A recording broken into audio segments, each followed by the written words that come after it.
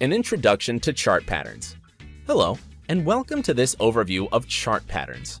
Chart patterns are a part of technical analysis that most people don't immediately master, as it takes some time and a little bit of experience in the markets to understand.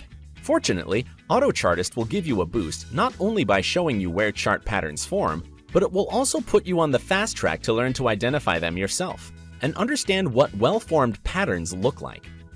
The basis of chart patterns is market psychology. That is, price going up to a point where traders decide, in their minds, that a stock or commodity is too expensive. Then they stop buying it. Some start selling it to take profits, and the price drops. And the same thing happens in reverse, when a price goes low enough that in the minds of traders it becomes cheap. They start buying, and the price rises. It is this decision-making process that happens in the minds of traders collectively. Everyone's actions influencing everyone else's decisions, that we call market psychology. Now, these lows and highs in price form imaginary barriers, straight lines that slant up or down, that show changes in the attitude of buyers and sellers over time. These lines are what we refer to as support and resistance. Chart patterns are nothing more than combinations of opposing support and resistance lines, with price bouncing between them in various ways.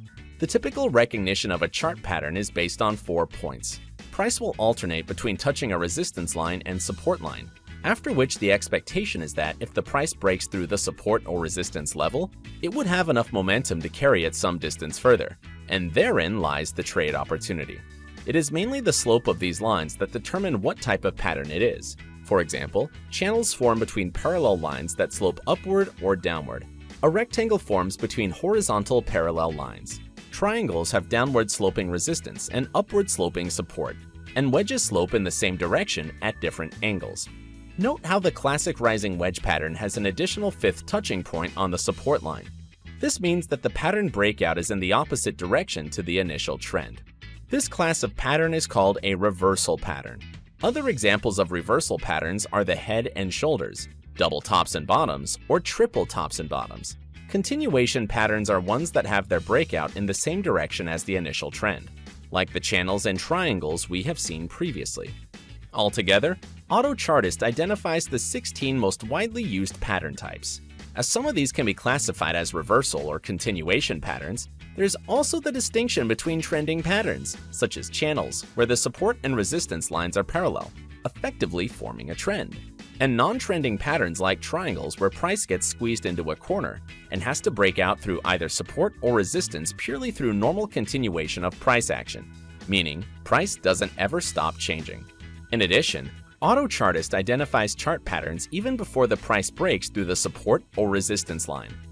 Strictly speaking, and according to charting theory, these are not fully formed chart patterns.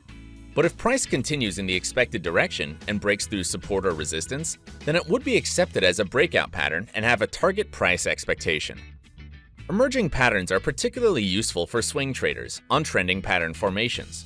For more information on the distinction between emerging and breakout patterns, see our educational video in the education section of the application that explains it in more detail.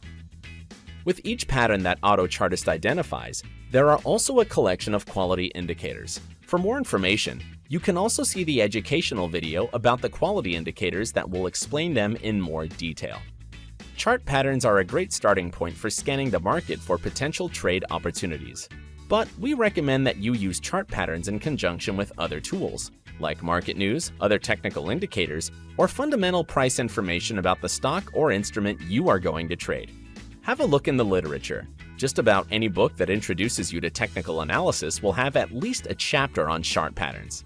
And as with just about any other topic, you will find a lot to read up on chart patterns on the internet.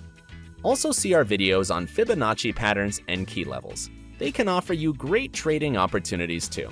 Send us your feedback and your questions to support@autochartist.com.